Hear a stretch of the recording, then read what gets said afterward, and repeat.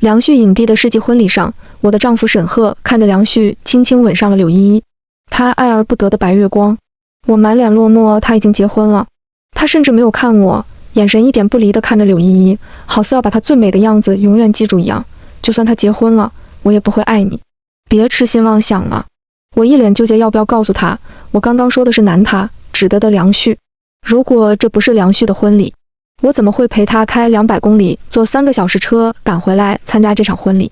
梁旭和柳依依，娱乐圈公认的最希望成真的 CP 榜首，相识于微末，携手5载，一个成为国内炙手可热3金影帝，一个是当红流量小花。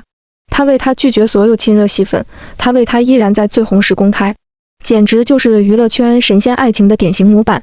如果我不是梁旭曾经的爱人，我都要相信了。至于沈赫，他是柳依依的老板，忠实舔狗，舔到为他开公司，为他铺好路，为他和家中决裂。结果却是柳依依火了之后，一脚踢开伊贺影视，背刺沈赫，差点让伊贺影视破产。最后沈赫不得不向家中低头，才让伊贺，哦不，现在是9日影视了，起死回生。代价是接受家族联姻。但沈赫这个恋爱脑，居然还认为柳依依是有苦衷的。我怀疑他脑子有病，这很难评。对了，他甚至认为我爱他爱得欲罢不能，不惜耍手段和他结婚。有时候真的很想看看他的脑子里面装的是什么，就像是被老头乐奶粉糊住了一样，怎么转不了一点呢？要不是那场车祸，现在站在上面的和梁旭在一起就是我了，哪有什么柳依依的份？我看着台上唯美梦幻的婚礼布置，他真的很帅。我看过他很多次穿西服，从来没有一次像现在这样帅气。只不过这份帅气不为我而产生，我们好像回不去了。他已经结婚了，我低声安慰自己，只不过是安慰自己的话不小心出了声，被坐在旁边的脑袋不好，但耳朵很灵敏的家伙听到了隐息，就算他结婚了，我也不会喜欢你。真是自信啊。很吵，像狗叫一样。婚礼到了新人发言环节，可正是感人至深啊。相识于微末，相伴于盛大，多感人啊。可是梁旭，怎么你故事里讲的都是我和你啊？酒局喝出胃出血的是我，冬夜剧组送饺子的是我，烟花下终身相许的还是和我。怎么，你和柳依依没有原创故事吗？本来不想做怎么难看的，毕竟我也是不是什么不体面的人。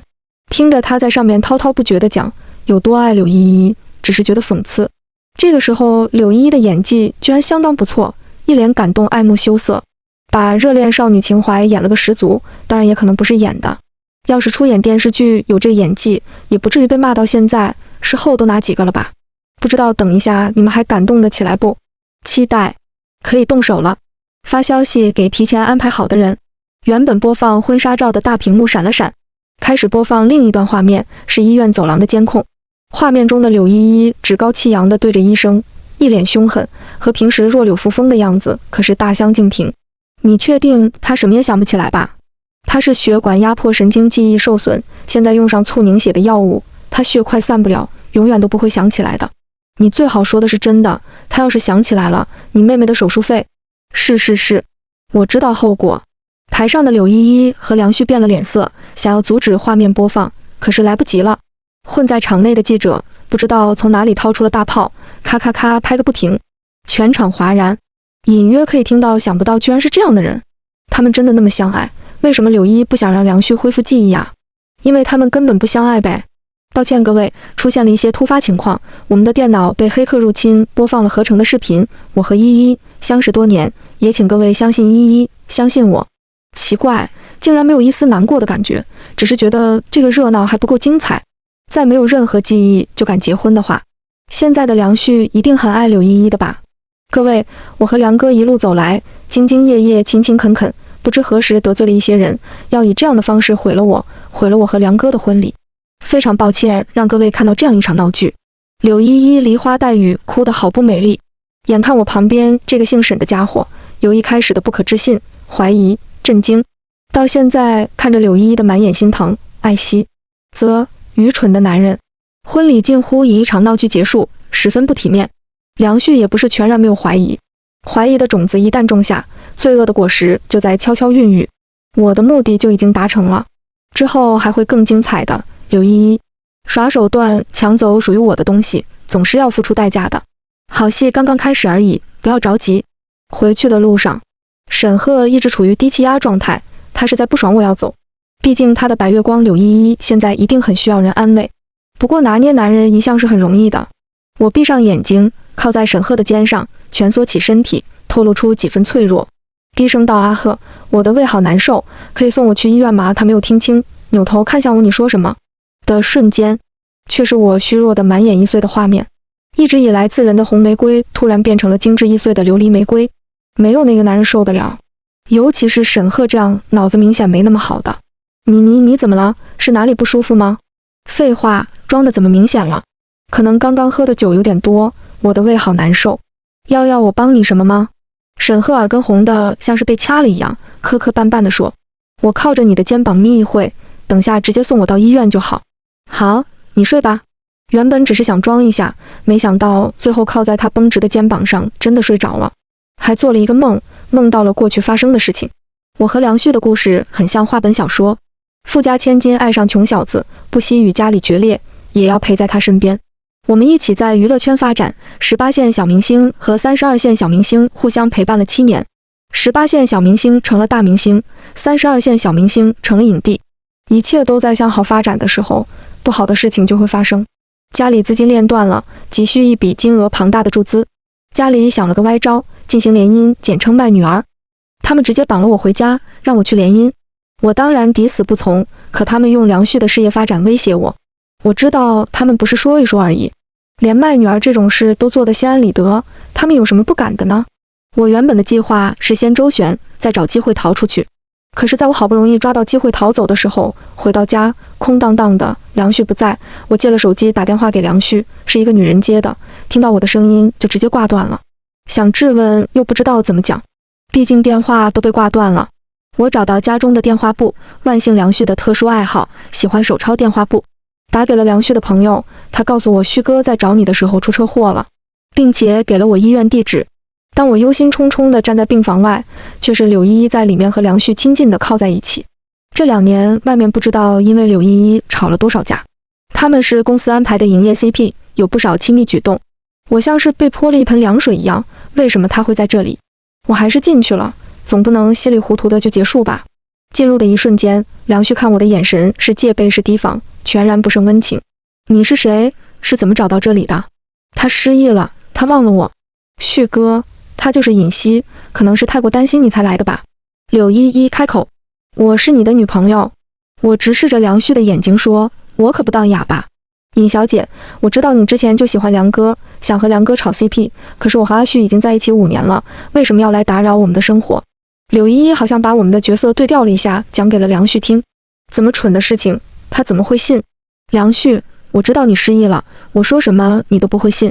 如果你愿意找寻之前的记忆，联系我，我可以帮你。我有之前我们一起生活的证据。我的话还没说完，就被梁旭打断。就不劳这位小姐费心了，我的女朋友依依会陪着我，保镖请这位小姐出去。他信了。我原本还算得体的微笑有点挂不住了。在一起这么多年，我第一次知道梁旭蠢成这个样子。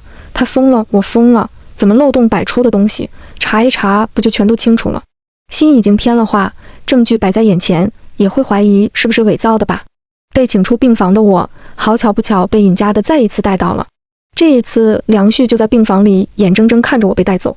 那天被带到和沈赫的相亲宴上的我已经心如死灰，实在没有力气干什么其他事情。结果落在沈赫眼里，倒成了我爱他爱到欲罢不能。有时候很想给他挂眼科，不对脑科看一看他是不是有什么疾病。不过还好沈赫是个傻的，太聪明了，不好拿捏。本来准备拖一段时间，筹集好资金就和彭家撇开关系的，直到我在沈赫的手机里看到了柳依依发给他的结婚请帖，样式还是我和梁旭一起选的，真讽刺啊！沈赫，打个赌吧，总要为我的7年被盗窃做点什么吧？你赢了，我去和两家提取消婚约。什么？可以。他用他空空如也的脑袋装作深思熟虑的样子，有点好笑。你不敢和我领结婚证？我怎么不敢？看，我没说错吧？他是个傻的。不是，我。虽然傻，但不是没有可取之处，很好忽悠。沈赫，我们结婚吧。窗外的烟花恰到好处地盛开，映在我的瞳孔，好似盛满了碎砖银河。大约是那晚夜色太美，也许是氛围恰到好处，当然大概率是我真的很美。第二天，我和沈赫的名字出现在同一张红本本上。他答应我先协议婚姻，和我一起演戏，骗过我们双方父母。等到我家的危机过去，我们再演一出分手。他可以不被父母唠叨，我也可以帮助家里度过难关。这种亏本的生意，沈赫也敢做，怪不得会喜欢柳依依。再次醒来，不是在医院，是我和沈赫的婚房。我记得你说过不喜欢医院的味道，就带你回家，让家庭医生来了。现在好点了吗？沈赫站在卧室门外对我说：谢谢，好多了。阿姨煮了粥，你在餐厅还是在床上吃？在外面吧，我不喜欢在卧室里吃东西。餐厅，喝着阿姨煮的皮蛋瘦肉粥，舒服得很，很久没有睡得怎么舒服了。只是对面的人一脸纠结挣扎，略微有点扫胃口。怎么了？在他嘴张开闭上无数次之后，我终于忍不了了。沈赫才一脸豁出去了，开口：依依的婚礼是不是你？好，是柳依依找他诉苦了。不过柳依依没有证据，应该只是引导沈赫怀疑我才对。好戏当然要主角配角你来我往才好看。柳依依和你说的，声音带着几分颤抖、隐忍、委屈。尹熙，你不是就不是，你不要这样。沈赫，我只是觉得被人冤枉很委屈，尤其是被在意的人冤枉。我不甘示弱，盯着他的眼睛。有时候脆弱中带着几分坚韧，更能激起男人的保护欲。西西，我没有。你有，我知道你喜欢他，没关系，我也没多喜欢你。反正我们也只是协议结婚，这段时间过去了，我们就去离婚，我把你还给你。抱歉啊，要让你的户口本变成离异状态了。我看着他的眼睛慢慢下移，闭眼的一瞬间，一滴泪恰好落下。真可惜没有镜子，不能仔细欣赏我的美貌。在出卧室之前，我可是专门花了伪素颜破碎感妆容。沈赫绝对看不出来，他只会觉得，哇，他好爱我，哇，我是不是伤害了一个爱我的女人啊？我这该死的魅力。眼睛睁开，看着沈赫的直勾勾的眼神，我就知道他现在想的和我预测的差不了多少。西西，你不要怎么爱我，我发过誓这一辈子只守护依依一个人。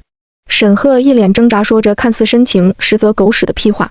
我想一个人待一会，你走吧。我扭过头不再看他，实在怕信念感不够，看着沈赫笑出声。啪，关门的声音。沈赫出去了。太傻了，真的太傻了。很难想象沈家居然会养出这样的继承人，怪不得沈家要指定和我联姻呢，不惜搞垮尹家，让梁旭出车祸。沈爷爷曾经把我从沈赫身边赶走，安排柳依依的时候，你有没有想过今天呢？叮，西西姐，4天后银狮奖颁奖典礼，内幕消息，您得奖的概率很大，您今年出席吗？是小助理的微信。小时候不懂事，和银雄的主办方发生过不愉快，7年以来多次提名，我却从来没有出席过。7年的演艺生涯就在这里做个了断吧。去。当日红毯星光璀璨，是尹熙。尹熙来了。天哪，尹熙不是说再也不出席银雄奖了吗？天，女神的状态也太好了吧。我一袭金色高定礼服吸引了在场所有人的目光，旁人恨不得一步1分钟的红毯，我却不曾多做停留。就像我从来不会为什么名誉男人停下前进的步伐。我曾经为了一个人进入到这个圈子，细细数来已经7年了。这7年我很开心，不是因为他，是因为遇到了每一位在乎我爱我的粉丝。但是很抱歉，作为演员尹熙，我只能与各位相伴到这里了。不出意外，我获得了最佳女主角。不用看手机，也知道会收到铺天盖地的消息。一直以来兢兢业业的影后，毫无预兆地出席了曾经放出豪言再也不参加的颁奖典礼，还毫无预兆地宣布退圈。单独哪一件都很炸裂，更别提放在一起了。一袭银色西服，拍着手笑的张扬男人走上了舞台，却没有任何人去阻拦。很简单，他就是主办，顾家大公子顾城。我真的很无语，他怎么几年过去了，还是这个吊儿郎当的样子？大家好，我是顾城。我呢，曾经受人委托，在尹小姐获得影后桂冠时播放一则短片，但发生了一点意外，鄙人不好确定是否适宜。请问尹小姐，可以播放吗？我不是很清楚你在说什么。我一脸无辜地看着顾城，怎么可能不知道？不然我闲的来着看见顾城找气啊。那请问梁旭梁先生可以播放吗？摄像老师很懂，镜头立马移向了梁旭，旁边的柳依依也一并出镜了。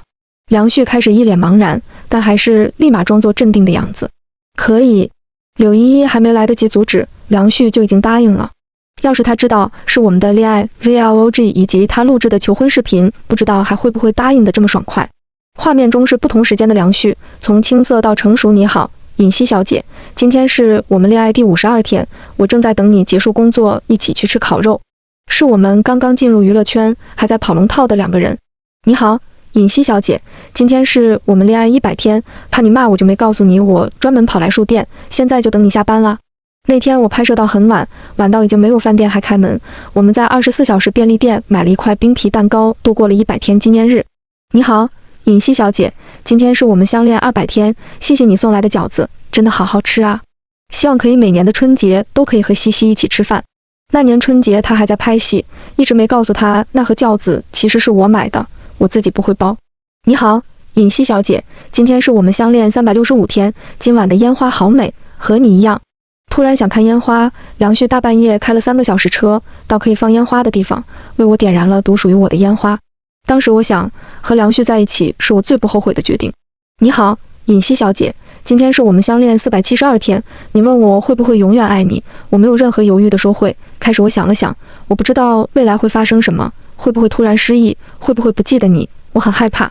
所以我想了一个办法，我现在在财产公证处做了遗嘱分配，以及一旦我的婚姻登记对象不是你，我名下98%的财产都会是你的，这样我就绝对不敢变心了。他居然做到了这种地步吗？等等，所以我的资产要翻一番了。你好，尹熙小姐，今天是我们相恋520天，恭喜你获得了第1个奖项，你在颁奖台的样子真美，我和顾城约好了，你下次得奖的时候播放这段视频，我要向你求婚了。亲爱的尹熙小姐，你愿意嫁给我吗？视频中的梁旭满眼温柔眷恋，和现在呆滞在座椅上的梁旭形成鲜明对比。他的双手紧握，满眼不敢置信与震惊。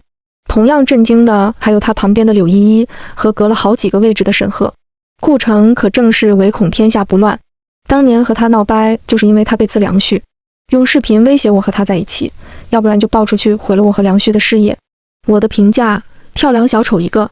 台下的观众纷纷反应过来，看向梁旭和柳依依，看好戏的、吃瓜的、嫉妒的，各种目光和声音让柳依依反应过来，连忙想要握住梁旭的胳膊。梁哥，梁哥，你听我解释，不是这样的，他们连起手骗你的。梁旭一把甩开柳依依的手，应该是被刺激到了吧，一手捂着脑子，一手指着柳依依，低沉的怒吼，我不想再看到你，滚！柳依依连最后的脸面都不要了，半爬在地上嘶吼，梁哥，为什么？我究竟在你心里算什么？我究竟差在哪？要不要克制一点？这么多人还有直播。柳依依可真是牺牲自己为大家献上一出好戏，原本以为到这里就足够精彩了，没想到沈赫绕开好几个人上前扶起柳依依，满脸愤怒，你凭什么这样对依依？梁旭不甘示弱，你算什么东西？好，梁旭的时尚圈资源算是完了，沈家奢侈品起家，打声招呼，时尚圈应该没有品牌愿意与梁旭合作了。好好好，你是个东西。沈赫气极而笑，沈赫护着柳依依离开，梁旭也在助理的保护下离开会场。好精彩的一场闹剧啊，他们还真是让人怪尴尬的，还得我来善后。我与梁旭先生曾经确实有过一段恋情，但已经是过去式了，我与他都已经拥有各自的幸福，请各位见谅，我真是体面人啊。回到婚房，沈赫已经在等我了，签字吧，帮尹家度过危机，我不会食言，但你伤害了依依，我不可能原谅你。如果忽略掉他颤抖的身体和微红的眼眶，就更有说服力了。其实我一点都不讨厌沈赫，虽然很蠢很傻，但很善良。可是善良就容易被人利用。沈赫，你为什么喜欢柳依依呀？我只是单纯的好奇，不是想挽留哦。今晚离婚也是计划的一步。他很善良，需要我的保护。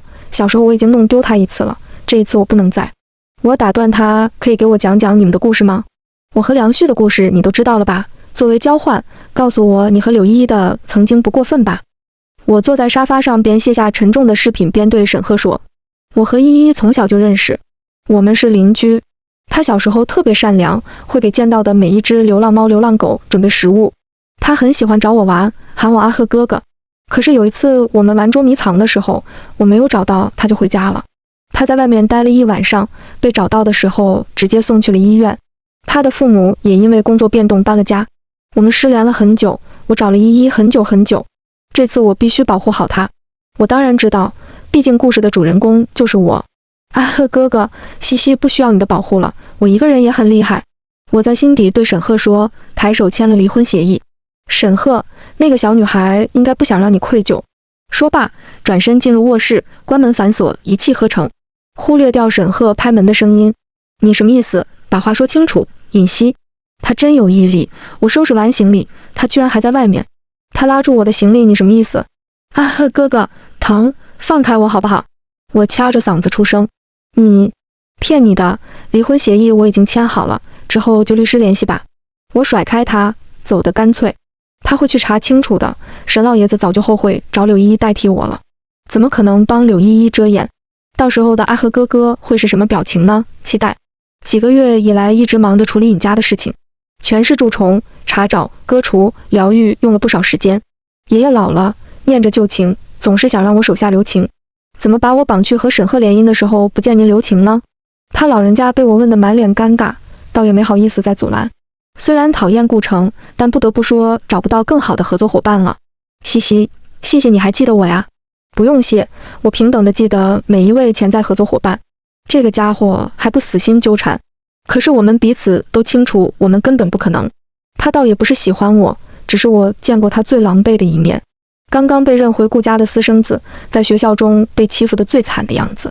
他的原则不容许知道的人不受掌控。顾城，我之前一点都不可怜你，见到你的第一面，我就看见了你眼里的不甘和野心。在合作结束后，我对顾城说，哈哈哈哈哈哈，西西，我是真的很喜欢你。可是你的喜欢和我有什么关系呢？你的喜欢就是用我在意的人威胁，你的喜欢可正是廉价。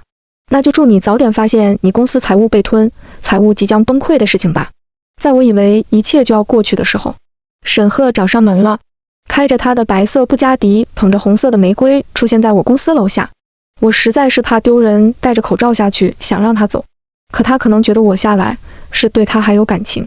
西西，之前是我不好，求你再给我一次机会。他一手捧花，一手拉着我的胳膊，他满脸真诚，我满眼无语。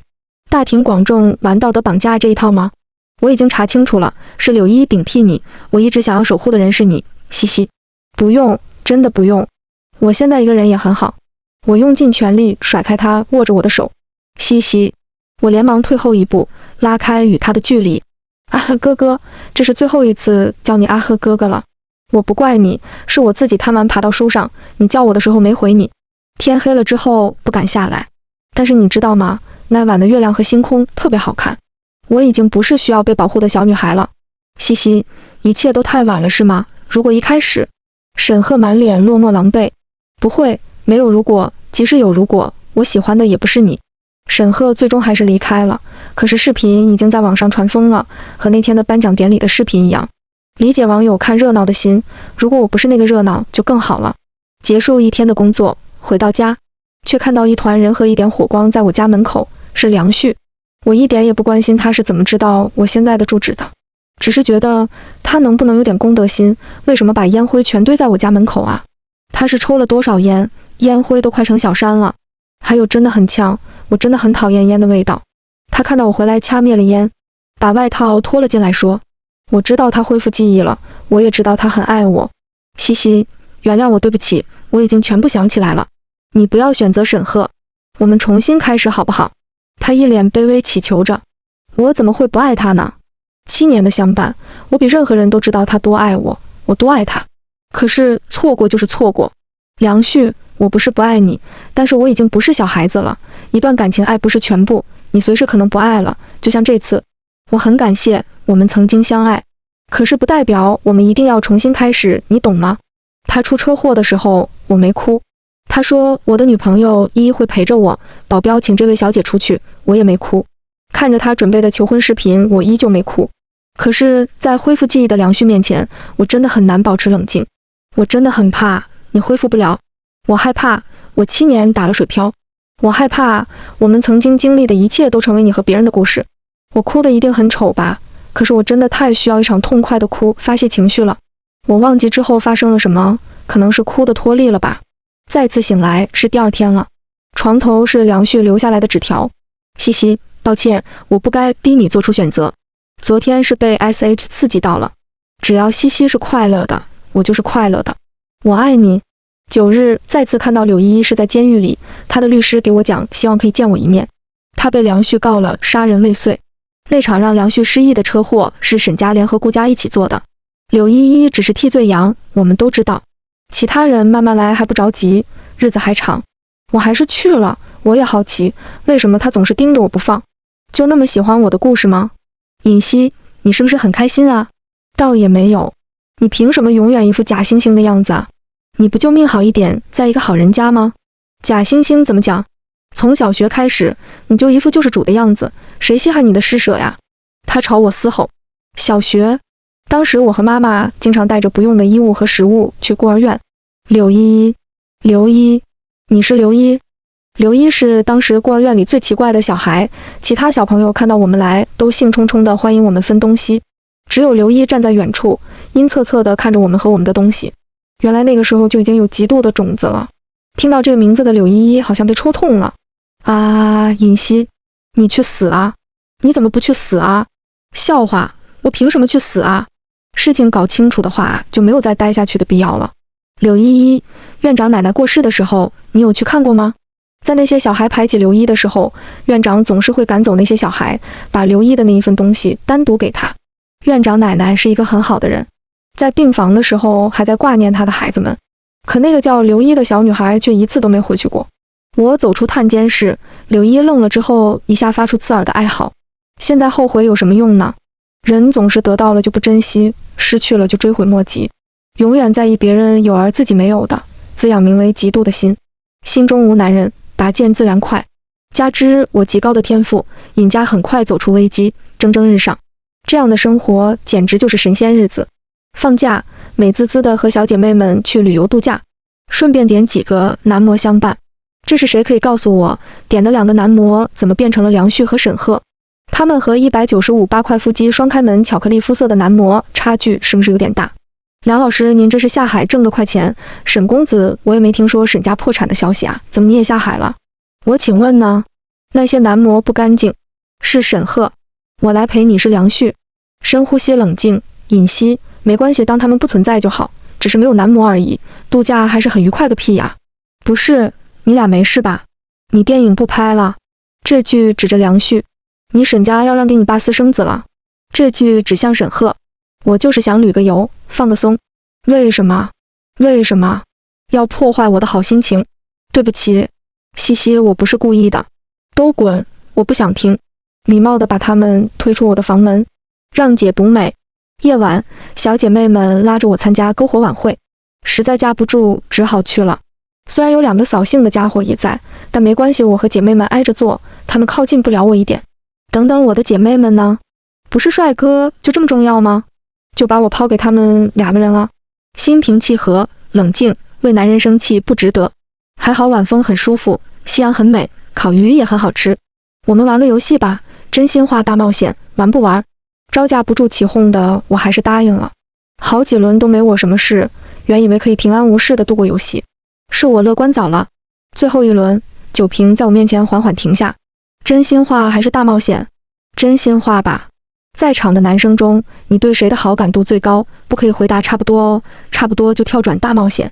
我感觉到两侧梁旭和沈赫都紧绷了起来，期待从我嘴中听到自己的名字。可是那就大冒险吧，真的都差不多。挑选一个人一起做50个俯卧撑。哇哇哇，是周围全是起哄声。他们的视线在梁旭和沈赫之间转来转去，好奇我选谁。好像没规定一定要选择男人吧。我选阿玲，我的好姐妹。啊，西西宝贝，你知道的，我做不来50个的。阿玲一脸抗拒。不用，你躺下，我来。1、2、3、40、50。西西太牛了，深藏不露啊，西西。健身房也不是白泡的，看，不是什么事情都需要男人才能完成的。女孩子要自己发光，自己耀眼，自己成为月亮，而不是谁的附属，谁的点缀。请永远相信自己的力量。